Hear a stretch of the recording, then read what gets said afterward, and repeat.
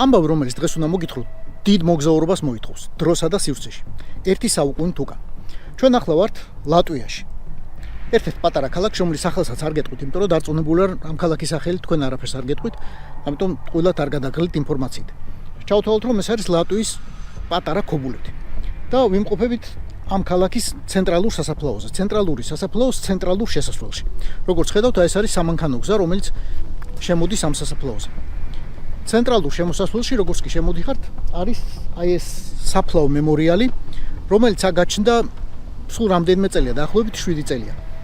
მე ამ სასაფლაოზე დავდივარ ალბათ ერთი 20 წელია, იმიტომ რომ აქ არის დაკრძალული ჩემი მეუღლის ოჯახის რამდენიმე წევრი და შემიძლია მე პირადად დაგემოწმოთ, რომ ეს საფლავი, ეს მემორიალი აქ არ ყოფილა. გაჩნდა დაახლოებით 7 წლის წინ და მაშინ ვკითხე ჩემს სიმამს, რომელიც მაშინ ცოცხალი იყო.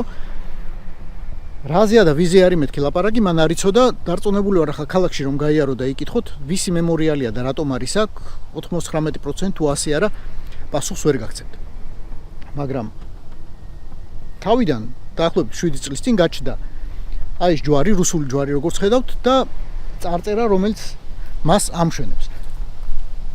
ლატვიურად და რუსულად დაფა წარწერა და ჯვარი ეძღვნება რუსული საიმპერატორო არმიის ჯარისკაცებს, რომლებიც დაეცნენ 1914-1918 წლებში.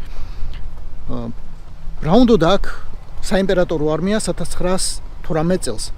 ეს არის ალბათ ყველა საინტერესო კითხვა იმის გავთვალისწინებით, რომ ამდენი ისტორია მე მგონი ყველამ ვიცით, 1918 წელს რუსეთში იმპერატორი აღარ ყოფილა.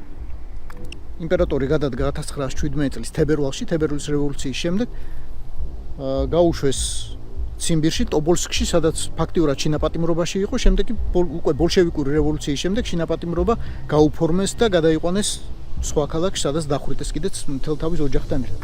მაშ ასე, რომელ საიმპერატორო არმიაზეა ლაპარაკი? რა ხდებოდა 1918 წელს ლატვიაში?